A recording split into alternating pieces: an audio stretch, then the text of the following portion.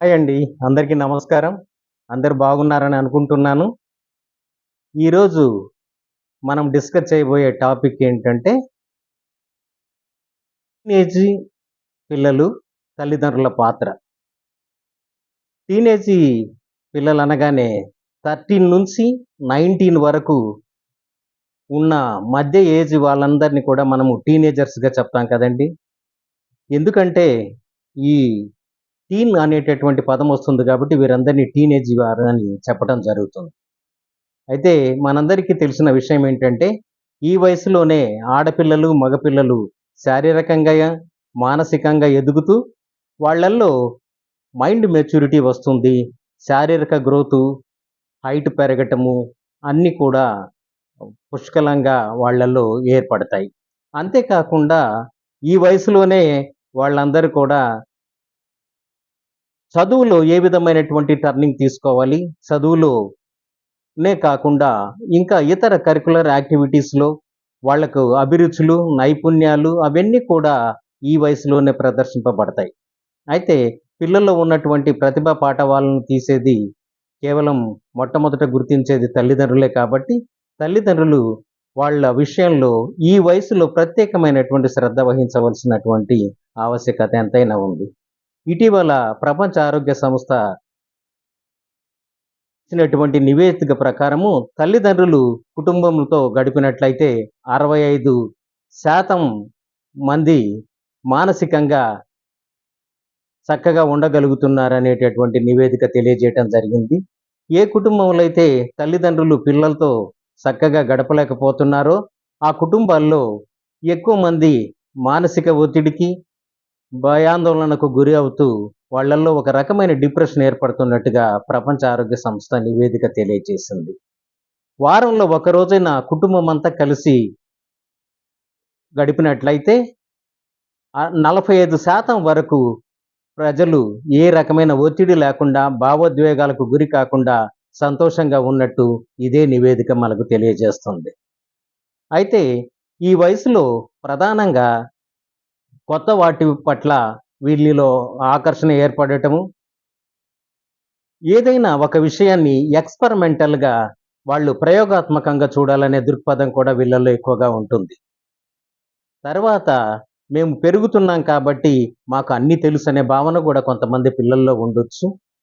వాళ్ళు ప్రతిరోజు వాళ్ళను స్కూల్ నుంచి, కాలేజీ నుంచి వచ్చిన తర్వాత వాళ్ళని గమనిస్తూ, వాళ్ళు ఆ రోజు జరిగినటువంటి విషయాలను దగ్గర కూర్చొని చక్కగా వాళ్ళతో మాట్లాడుతూ అన్ని విషయాలు తెలుసుకోవటము.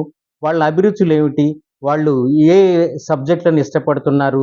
భవిష్యత్తులో వాళ్ళు ఏ సబ్జెక్ట్‌ల మీద ఎక్కువ కృషి చేయాలనుకుంటున్నారు? లేకుంటే ఏ గ్రూప్‌ను వాళ్ళు ఎంపిక చేసుకోవాలనుకుంటున్నారో తల్లిదండ్రులు జాగ్రత్తగా గమనించి, ఆ సబ్జెక్టులనే వాళ్ళను జాయిన్ చేసి, ఆ సబ్జెక్టుల్లో వాళ్ళకి ప్రోత్సాహాన్ని కల్పించినట్లయితే వాళ్ళందులో మంచి నిష్ణాతులై ఉన్నతమైనటువంటి శిఖరాలకు గలుగుతారు. అయితే మనం ప్రధానంగా చూసినట్లయితే టీనేజ్ పిల్లల్లో ప్రధానంగా ఒత్తిడి రాకుండా చూడాలి. ఒత్తిడి లేనటువంటి చదువులు వాళ్ళకు కల్పించటానికి, వాళ్ళల్లో ఉన్నటువంటి నైపుణ్యాలను వెలికి తీయటానికి తల్లిదండ్రులు ప్రధానంగా కృషి చేయాలి. వాళ్ళు చదువుకునేటప్పుడు కంప్లీట్‌గా బట్టి పట్టే విధంగా కాకుండా, వాళ్ళు చదువుకునేటటువంటి చదువులో తల్లిదండ్రులు కూడా కొంత జోక్యం కలుగజేసుకొని, మధ్య మధ్యలో రెస్ట్ ఇస్తూ, ఇంకా అప్పుడప్పుడు వీలైతే వాళ్లకు స్నాక్స్ ఇచ్చి కొంచెం గ్యాప్ ఇస్తూ, వాళ్ళ ఆ సబ్జెక్ట్‌ను చదువుకునే విధంగా వాళ్ళను ప్రోత్సహించాలి. రెండవదేమిటంటే, వాళ్ళల్లో ఉన్నటువంటి నైపుణ్యాలు ప్రతి రంగంలో చదువుకోవాలి, ఆడుకోవాలి, పాడుకోవాలి. ఇంకా, ఇంకా ఈ వివిధ కళలలో వాళ్లకు నైపుణ్యం ఉన్నట్లయితే, వాళ్ళను వాటిలో కూడా కొంత వర్క్ చేసే విధంగా వాళ్ళను ప్రోత్సహించినప్పుడు, వాళ్ళు మానసికంగా అభివృద్ధి చెందుతారు. మానసిక ఆరోగ్యము అభివృద్ధి చెంది, శారీరక ఆరోగ్యం అభివృద్ధి చెంది, వాళ్ళు మంచి నైపుణ్యాన్ని సంపాదించే పిల్లలుగా రూపుదిద్దుకుంటారు. మూడవదేమిటంటే, పెద్దల పట్ల, ఇతరుల పట్ల గౌరవం కలిగిన వారిగా తల్లిదండ్రులే వాళ్ళను రూపుదిద్దాలి.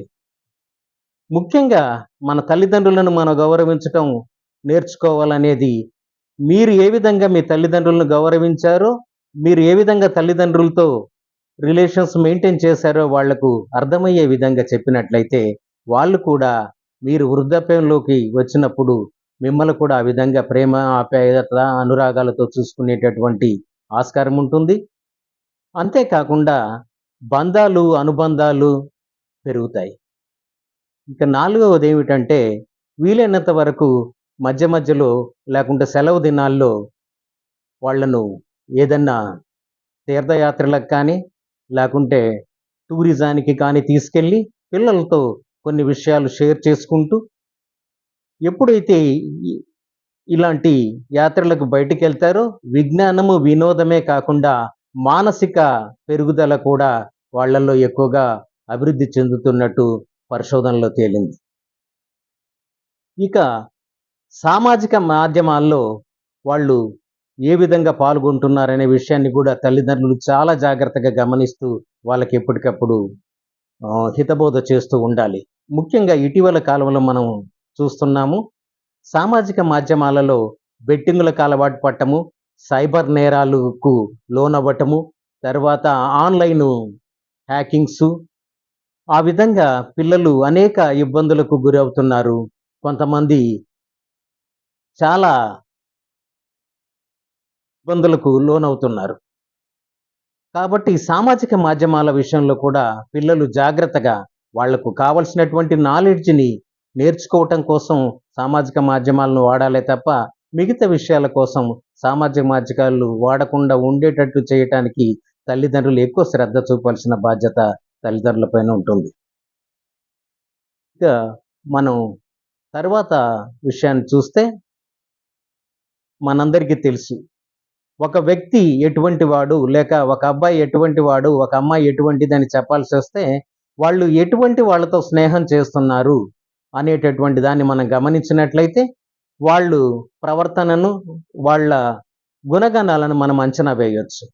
కాబట్టి స్నేహం చేసేటప్పుడు మన పిల్లలు మంచి వాళ్ళతో స్నేహం చేస్తున్నారా, చెడు వాళ్ళతో స్నేహం చేస్తున్నారా అనే విషయాన్ని కూడా తల్లిదండ్రులు గమనించవలసిన బాధ్యత చాలా ఎక్కువగా ఉంది.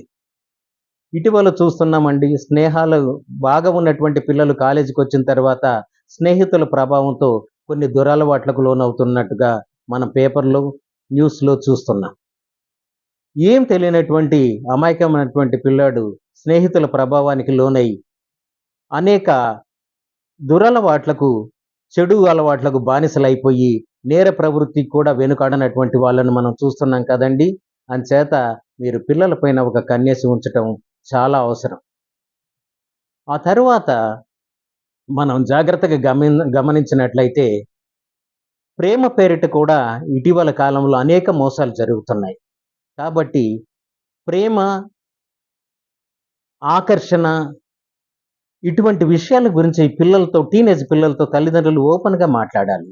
అన్ని విషయాలు పిల్లలతో, స్నేహితులతో డిస్కస్ చేసినట్టుగా డిస్కస్ చేయాలి. అలా చేసినప్పుడు పిల్లలు ఇటువంటి విషయాల్లో చాలా జాగ్రత్తగా, జాగరూకులుగా ఉండేటటువంటి ఆస్కారం ఉంది. కాబట్టి పిల్లలతో అన్ని విషయాలు ఓపెన్‌గా మాట్లాడండి. పిల్లలు పెరుగుతున్నప్పుడు వాళ్ళు టీనేజ్‌లో అన్ని విషయాలు తెలుసుకోవాల్సినటువంటి జాగ్రత్త ఉంది కాబట్టి, వాళ్ళను మన పిల్లల్లాగా కాకుండా, మన స్నేహితుల్లాగా భావిస్తూ వాళ్ళతో అన్ని విషయాలు తెలియచేయండి.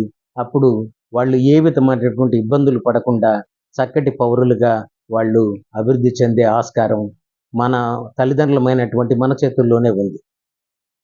ఆ తర్వాత మనం చూసినట్లయితే ముఖ్యంగా ప్రేమ, దయ, జాలి, కరుణ, సేవా తత్పరత ఇటువంటి విషయాలను మనం ఇంట్లో నుంచే వాళ్లకు నేర్పించాలి. మనం ఏదైనా సేవా కార్యక్రమాలకు వెళ్తున్నప్పుడు, మనం పండగలు, ప్రత్యేక దినాలలో, సెలవు దినాలలో సేవా కార్యక్రమాల్లో పాల్గొనేటప్పుడు పిల్లలను కూడా మన వెంట తీసుకెళ్తుండాలి. పిల్లలను ఆ సేవా కార్యక్రమాల్లో భాగస్వాములను చేయాలి. గతంలో ఎన్‌సీసీ, ఎన్‌ఎస్‌ఎస్ అనేటటువంటి కార్యక్రమాలు ఉండేవి. వాటి వలన సేవ చేయటము, ఉత్తమ పౌరులుగా ఎలా తర్ఫీదు పొందాలో స్కూలు, కాలేజీ లెవెల్‌లోనే చక్కగా నేర్పించేవాళ్ళు. ఇప్పుడు ప్రైవేటైజేషన్ అయిన ఎడ్యుకేషన్ సిస్టమ్‌లో ఈ ఎన్‌సీసీ, ఎన్‌ఎస్‌ఎస్ లాంటివి లేకపోవటం వలన తల్లిదండ్రులే ఆ విషయాన్ని కూడా జాగ్రత్తగా గమనించి ప్రతి సేవ కార్యక్రమంలో కూడా పిల్లలను భాగస్వాములను చేయటం చాలా ముఖ్యమైనటువంటి విషయంగా మనం చెప్పుకోవచ్చు. ఆ తరువాత మనం చూసినట్లయితే ముఖ్యంగా ఏదైనా పిల్లలు ఒక విషయాన్ని గురించి మనతో చెప్పినప్పుడు తల్లిదండ్రులుగా మనం దాన్ని వెంటనే కొట్టివేయటం గాని, లేదా అది తప్పు అని చెప్పటం గాని, లేదా వాళ్ళ మీద కఠినంగా కోపపడటం కానీ అలా చేయకూడదు.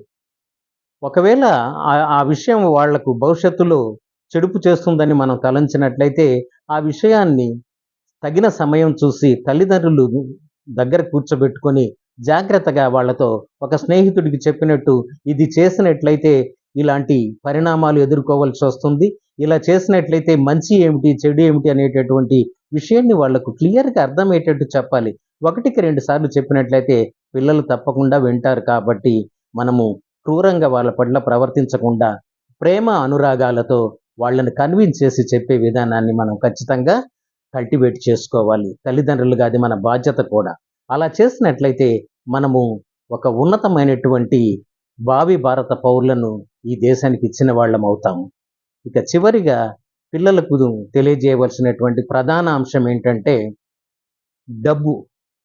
డబ్బు విషయంలో డబ్బు సంపాదన ఏంటి? డబ్బును ఏ విధంగా దేనికోసం ఖర్చు పెట్టాలి?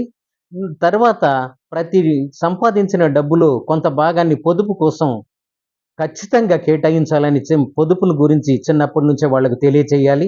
ఆ పొదుపు చేసినటువంటి డబ్బు ఒక మొత్తం అయినప్పుడు దాన్ని దేని మీదనైనా పెట్టుబడి పెట్టడము, లేకుంటే ఫిక్స్డ్ డిపాజిట్‌గా పెట్టడము, మరి ఏదో విధంగా అది అభివృద్ధి చెందే విధంగా కూడా వాళ్ళకు తెలియచేయాలి.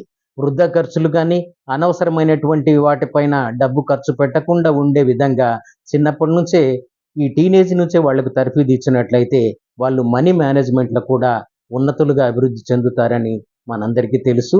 కాబట్టి మీరు దయ ఉంచి ఇవన్నీ కూడా టీనేజ్ పిల్లలతో మీరు షేర్ చేసుకొని వాళ్ళను ఒక ఫ్రెండ్స్‌గా తీర్చిదిద్ది ఉత్తమ పౌరులుగా ఈ దేశానికి అందిస్తారని కోరుకుంటూ మీ శ్యామ్.